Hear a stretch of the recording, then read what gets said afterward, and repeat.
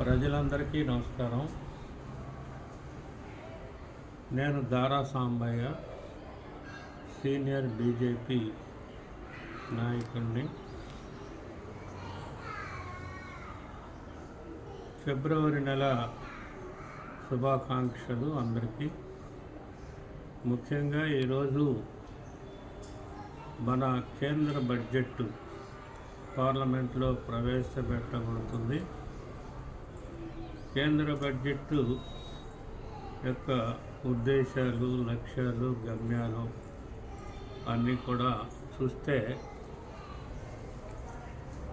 సబ్కా సాత్ సబ్కా వికాస్ ధ్యేయంగా వికసిత్ భారత్ నిర్మించాలనేటువంటి ఉద్దేశంతో మోడీజీ గారు తన క్యాబినెట్ ద్వారా తయారు చేసినటువంటి బడ్జెట్గా కనిపిస్తూ ఉంది. ప్రజలు, అన్ని వర్గాల ప్రజలకి మేలు జరగాలని, ఆర్థికంగా అందరూ స్వావలంబన సాధించాలని, అన్ని రంగాల్లో దేశం అభివృద్ధి చెందాలని ఆకాంక్షతో గత 12 సంవత్సరాల నుండి అనేక సాంఘిక, ఆర్థిక, రాజకీయ సంస్కరణలు పరిపాలనలో దేశంలో తీసుకొచ్చి మోడీజీ దేశ విదేశాల్లో మంచి పేరు తెచ్చుకొని చాలా అత్యున్నతమైనటువంటి ప్రమాణాలు కలిగిన నీతి నిజాయితీకి ఈ మారుపేరుగా కనపడుతున్నటువంటి వ్యక్తిగా గుర్తింపు పొందారు. అటువంటి వ్యక్తి చేతిలో ఈ దేశ పరిపాలన భవిష్యత్తు ఉండటం సర్వదా హర్షణీయం, ముదావహం. ముఖ్యంగా మనందరం కూడాను రాజ్యాంగాన్ని అనుసరించి పరిపాలన చేస్తుంటాం. బడ్జెట్ కూడా రాజ్యాంగాన్ని అనుసరించే ప్రజల అవసరాలు, రాష్ట్రాల అవసరాలు, దేశంలో వివిధ వర్గాల అవసరాలు తీర్చడానికి బడ్జెట్లో అనేకమైనటువంటి అంశాలు ప్రవేశపెడతారు. ముఖ్యంగా మన దేశంలో కేంద్రం, రాష్ట్రాల మధ్య ఈ సమాఖ్య రాజ్యం అంటారు, ఫెడరల్ గవర్నమెంట్. కేంద్రానికి, రాష్ట్రానికి మధ్య కూడాను ఈ నిధులు పంపకం జరుగుతుంది. అక్కడ కేంద్రం కింద ఉండేటువంటి అధికారాలు, రాష్ట్రాలు దగ్గర ఉండేటువంటి ఉభయ కేంద్ర రాష్ట్రాల మధ్య ఉండేటువంటి అధికారాలు ఇలా మనకి ఈ పరిపాలనకు సంబంధించి ఈ సమాఖ్య విధానంలో పంచుకోబడ్డాయి.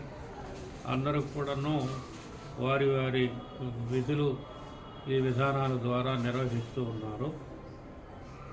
ముఖ్యంగా ఈ బడ్జెట్లో పేదవారికి, మన రాజ్యాంగంలో పేదవారు అనేటువంటి వారికి ఆర్థికంగా, విద్యాపరంగా మేలు జరగాలని చెప్పి డాక్టర్ బాబాసాహెబ్ అంబేద్కర్ ఆర్టికల్ 46లో ఆయన నొక్కి వక్కాణించి చెప్పి ఉన్నారు. అది ఆర్థికంగా, సామాజికంగా, విద్యాపరంగా అన్ని వర్గాల పేదలకి, ఒక కొన్ని వర్గాలే కాదు, ఎక్కడైతే పేదలు ఉన్నారో దేశంలో పేదరికం అనేటువంటిది నిర్మూలించబడాలి. పేదలకి ప్రత్యేకమైనటువంటి సదుపాయాలు కల్పించాలి. విద్య, వైద్యం, ఆర్థికంగా స్వావలంబన సాధించడం ఇత్యాది విషయాల్లో పేదలందరూ కూడా అభివృద్ధి చెందినటువంటి వర్గాలతో సమానంగా జీవించాలని ఆకాంక్షించినటువంటి ఆర్టికల్ 46. మనకి ఈ దేశంలో మనందరం చూస్తున్నాం, దాదాపు 80 కోట్ల తెల్ల కార్డులు ఉన్నాయి, రేషన్ కార్డులు.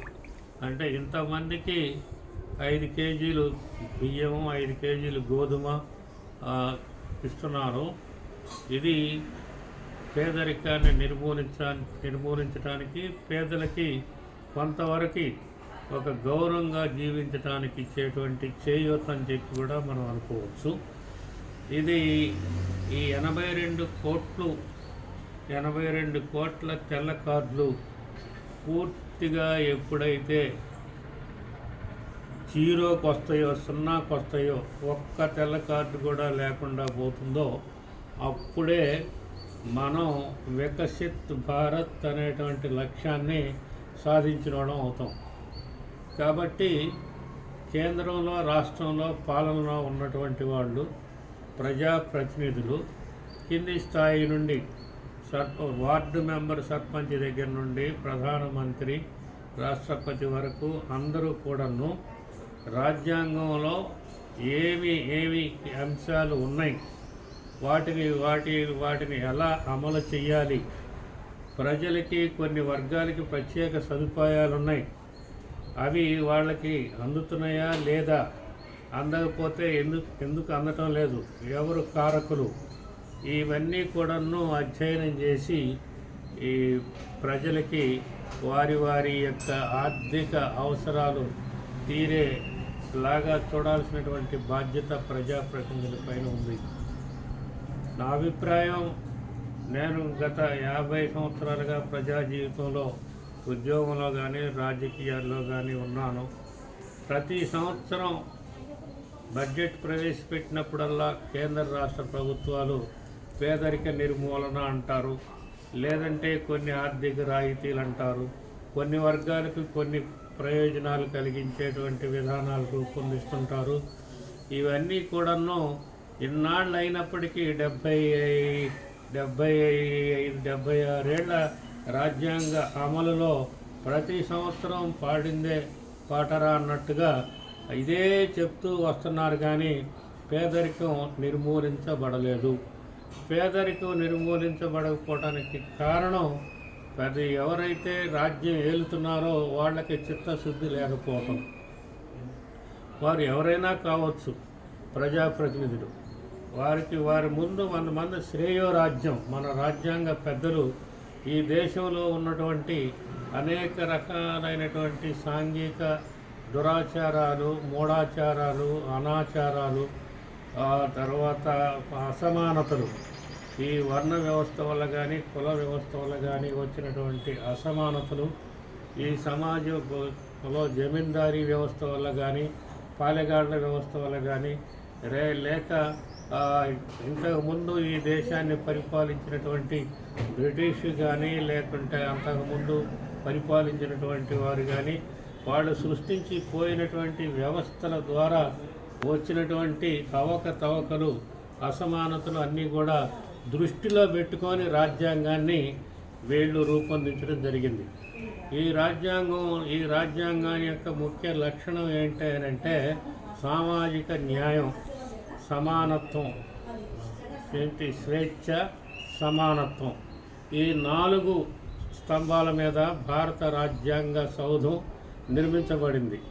ఈ విషయాలు ప్రతి ఒక్క వ్యక్తి కూడా ప్రతి రాజకీయ నాయకులు అంటే చాలామంది ఇవాళ డబ్బున్నటువంటి వాళ్ళే రాజకీయ నాయకులు, డబ్బులు ఖర్చు పెట్టేటువంటి వాళ్ళే రాజకీయాల్లోకి ఎక్కువ మంది వచ్చి రాజ్యాంగం కానీ, ప్రజల అవసరాలు కానీ, ప్రజల సమస్యలు కానీ తెలుసుకోకుండా పరిపాలన చేస్తూ ఉన్నారు. తత్ఫలితమే ఈనాడు ఈ దేశంలో అభివృద్ధి ఎక్కడేసిన గొంగళి అక్కడే ఉంది అన్నట్టుగా ఉంది. ఎవరైతే ఒక ఎమ్మెల్యే కానీ, ఒక ఎంపీ కానీ తన నియోజకవర్గంలో పూర్తిగా దాన్ని సర్వే చేసి తిరిగి ఏ గ్రామంలో, ఏ ప్రాంతంలో, ఏ వర్గంలో పేదరికం ఉంది, ఎవరెవరు అవసరాలు ఏమున్నాయి అనేటువంటిది సమయాన్ని వెచ్చించాలి. గంటల తరబడి ప్రజలతో ఉండాలి, ప్రజలతో మాట్లాడాలి, ప్రజా దర్బార్లు పెట్టాలి. ప్రజా దర్బార్లు పెడితే ప్రజా నాయకులకి, అధికారులకి సమస్యల గురించి అవగాహన పెరుగుతుంది. ఇప్పుడు కలెక్టర్లు గ్రీవెన్సెల్ పెట్టినట్టుగానే ఎమ్మెల్యేలు, ఎంపీలు, ముఖ్యమంత్రులు, ప్రధానమంత్రులు కూడా ప్రజలతో వారు మాట్లాడుతూ ప్రజా సమస్యలు తెలుసుకుంటే ప్రజలు సమస్యలు చెప్పుకోవటానికి అవకాశం ఎప్పుడైతే ఇస్తారో అప్పుడే సమస్యల పరిష్కారానికి తోడ్పడేటువంటి అధికారుల్లో కూడా చైతన్యం వస్తుంది. వారు కూడా భయపడి ప్రజా సమస్యల్ని వేగంగా పరిష్కరించడానికి ప్రయత్నం చేస్తారు. ఇది ఈ రకమైనటువంటి పద్ధతి ఎన్నికైనటువంటి ప్రజాప్రతినిధులు, అధికారులు అలవర్చుకోవాలి. ముఖ్యంగా మన సమాఖ్య దీనిలో మనకి ఐఏఎస్, ఐపీఎస్ అధికారులు ఉంటారు. ఈ ఐఏఎస్ వాళ్ళు, ఐపీఎస్ వాళ్ళు కేంద్రానికి, రాష్ట్రానికి మధ్య లింకుగా ఉంటారు.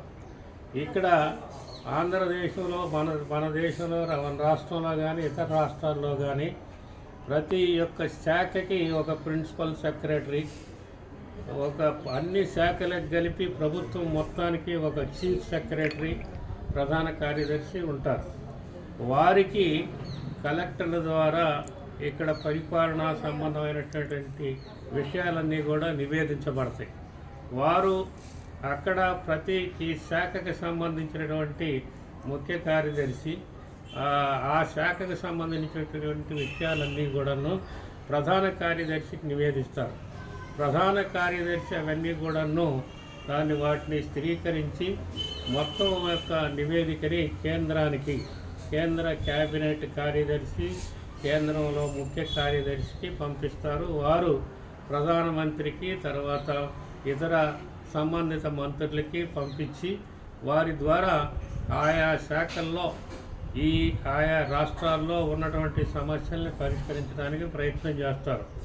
ఇక్కడ ఏం జరుగుతుందంటే కేవలం కొంతమంది మంత్రులు ఇక్కడ నుండి వెళ్ళి అక్కడ మంత్రులను కలిసి కొన్ని నివేదికలు సమర్పించి ఆర్థికంగా సహకరించమని చెప్పి అడుగుతున్నారే తప్ప మౌలికమైనటువంటి సమస్యల మీద వీళ్ళు ప్రాతినిధ్యం వహించలేకపోతున్నారు. ఎందుకంటే వీళ్ళకి శిక్షణ లేదు, వీళ్ళకి ఏం చేయాలో తెలియదు. డబ్బు ఉంటే ఎమ్మెల్యే అయిపోవడం, మంత్రి అయిపోయిన వెంటనే అతను ఒక ముఖ్య ప్రధాన కార్యదర్శి కంటే కూడా అతను ఉన్నతమైనటువంటి స్థానం అతనికి దక్కటం. వీళ్ళందరూ కూడాను కేంద్రంతో సంబంధాలు పెట్టుకొని అక్కడ వీళ్ళకి రాష్ట్రానికి సంబంధించినటువంటి అన్ని వర్గాలకు సంబంధించి, అన్ని శాఖలకు సంబంధించినటువంటి విషయాల మీద సరైనటువంటి అవగాహన లేక కేవలం ఆర్థిక ప్రయోజనాలు గురించే మాట్లాడి రావటం, దాన్ని మీడియాలో ఇవ్వటం, ఇది ఒక అలవాటైపోయింది. ఇది అప్రజాస్వామికం. ఇక్కడ ఎవరి పని వాళ్ళు చేయాలి. బ్యూరోక్రాట్స్ ఉన్నారని అంటే అధికార యంత్రాంగం వాళ్ళ పని చేయనివ్వాలి. ఎందుకంటే అధికార యంత్రాంగం చేసే పని కూడా ఈ ఎన్నికైనటువంటి ప్రజాప్రతినిధులు చేయటం వల్ల వాళ్ళకి విషయాల మీద పూర్తి అవగాహన లేకపోవటం వల్ల ప్రజల సమస్యలు అన్నీ కూడాను పరిష్కరింపబడటం లేదు నా అనుభవాన్ని బట్టి. కాబట్టి ముందు అధికారులను పని చేయనిచ్చి నీ పాత్ర ఏంటంటే ఎమ్మెల్యేలు, ఎంపీలు కానీ వీళ్ళందరూ మీరు విధానాలని రూపొందించడమే, మీరు చట్టాలని చేయటం, విధానాలని రూపొందించటం, వాటిని అమలు చేసేది ఎగ్జిక్యూటివ్ ఉంది, ప్రభుత్వ శాఖలు ఉన్నాయి. ఆ పద్ధతిలో వాళ్ళకి అప్పచెప్పి వాళ్ళు ఎలా అమలు చేస్తున్నారో తెలుసుకొని లోపాలు ఏమైనా ఉంటే సరిదిద్దటానికి ప్రయత్నం చేయాలి తప్ప వీళ్ళే ఇటు ఎగ్జిక్యూటివ్, లెజిస్లేటివ్ రెండు అంటే ఇటు పరిపాలనా సంబంధమైనటువంటి బాధ్యతలు లేక పరిపాలనకు సంబంధించినటువంటి విధానాలు రూపకల్పన చేసేటువంటివి అన్నీ కూడా అధికారాలు వీళ్ళే నిర్వహించటం వల్ల చాలా లోపాలు జరిగి ప్రజలందరికీ కూడా ఆశించినటువంటి అవసరాలు నెరవేరక ఇంకా పేదరికం, ఇంకా కొంతమంది కొన్ని సమస్యలతో మగ్గిపోవడం జరుగుతూ ఉంది. కాబట్టి నివేదికలు పూర్తిగా రావాలంటే మనం అధికార యంత్రాంగం మీద బాధ్యత పెట్టాలి. వాళ్ళకి బాధ్యతలు ఉన్నాయి, వాళ్ళకి మీద క్రమశిక్షణ చర్యలు తీసుకునేటువంటి చట్టాలు ఉన్నాయి, కాండక్ట్ రూల్స్ ఉన్నాయి, సివిల్ సర్వీస్ రూల్స్ ఉన్నాయి. వాటన్నిటినీ బట్టి వారి యొక్క పరిపాలన పరిధిలో ఏవేవైతే ఉన్నాయో అంశాలు అన్ని ఈ అంశాలకు సంబంధించి వాళ్ళు ఒక నివేదిక రూపొందించి కలెక్టర్కి ఇస్తే కలెక్టరు రాష్ట్ర ముఖ్య కార్యదర్శికి ఇస్తారు.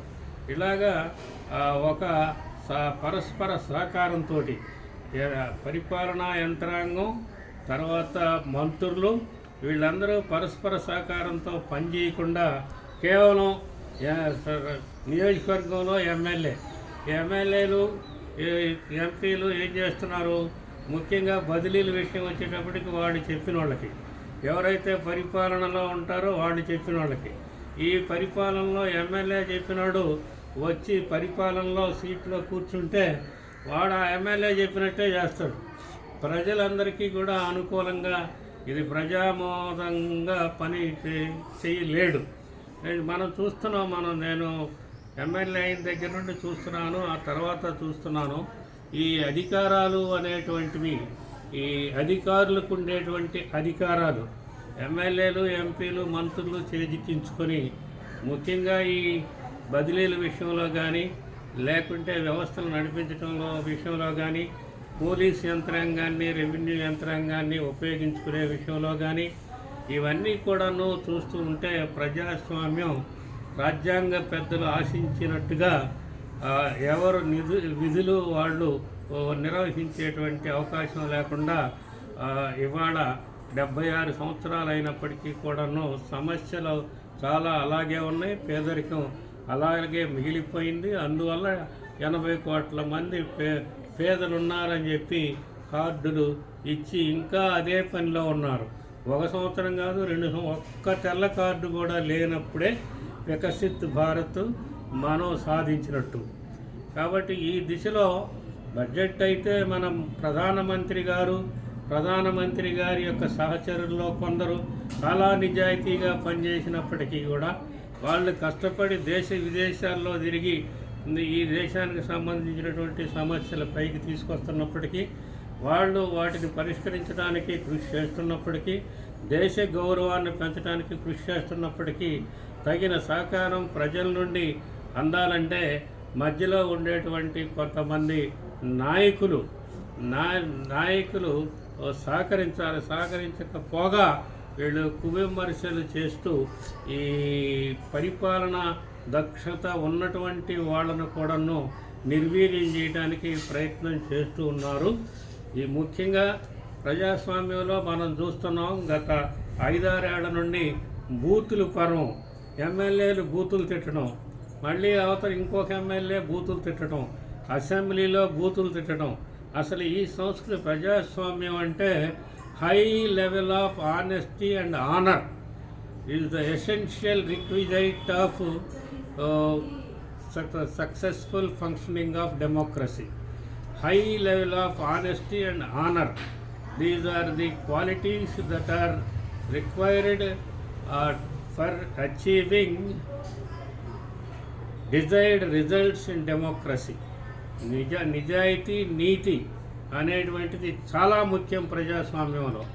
ఈ రెండు లేకుండా మన వాళ్ళు పరిపాలన చాలామంది చేయటం వల్ల సమాజంలో వైషమ్యాలు, వర్గభేదాలు, కుల భేదాలు, ఎవరికి వాళ్ళకే కులాలకు సంబంధించినటువంటి సమస్యలు రావడం, అవి వాళ్ళు ఎత్తి చూపడం, అప్పటికప్పటికే రాజకీయ నాయకులు కొన్ని వాగ్దానాలు చేయటం, తర్వాత అక్కడి నుండి పోయి మర్చిపోవటం, ఇవన్నీ కూడా జరుగుతున్నాయి.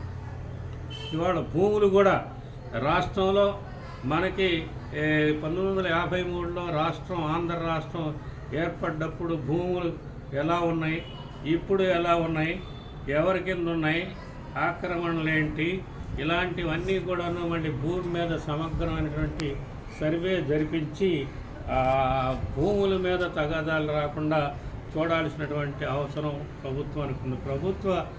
ప్రభుత్వంలో చాలామంది భూ ఆక్రమణదారులు ఉన్నారు. అటువంటి వాళ్ళు పరిపాలనలో ఉన్నంతసేపు ప్రజలకి న్యాయం జరగదు. కాబట్టి ఈ ఫిబ్రవరి 1 బడ్జెట్ ప్రవేశపెట్టే ఈ రోజున నేను చెప్పదలుచుకున్నది ఏంటి అని అంటే, ఈ రాజ్యాంగాన్ని ఏ ఉద్దేశంతో అయితే లిఖించి మన ముందు పెట్టారో రాజ్యాంగ పెద్దలు, ఆ ఉద్దేశాలు, ఆ గమ్యాలు, ఆ లక్ష్యాలు ఏమిటి? సామాజిక న్యాయం, సమానత్వం, స్వేచ్ఛ, సోదరభావం, అంటే ఈ మన ఫ్రెటర్నిటీ, ఈ 4 లక్షణాలు కలిగి ఉండాలి. తర్వాత మన ప్రజాస్వామ్యంలో సమానత్వం అనేటువంటిది ఉంది కాబట్టి ఒక కులం మీద ఇంకొక కులం కానీ, ఒక వర్గం మీద ఇంకొక వర్గం కానీ ఆధిపత్యం చేయకూడదు. ప్రతి వాడికి స్వాతంత్రం ఇవ్వాలి. ఆ వ్యవస్థ రావాలంటే ఆర్థికంగా ప్రతి వాడు స్వావలంబన సాధించాలి. ఇది సాధించాలంటే పాలకుల్లో నిజాయితీ ఉండాలి, నిష్పక్షపాత వైఖరి ఉండాలి. కాబట్టి మన సమాజంలో మన పెద్దలు, మోడీ లాంటి పెద్దలు, అనుభవజ్ఞులు, నీతి నిజాయితీకి మారుపేరైనటువంటి వాళ్ళు ఆశించినటువంటి ఫలితాలు దక్కాలంటే, వికసిత్ భారత్ రావాలంటే నేను చెప్పినటువంటి లోపాలన్నీ కూడా సరిదిద్దుకొని ప్రజానాయకులు పరిపాలన చేయాల్సినటువంటి అవసరం ఉందని నా అభిప్రాయం.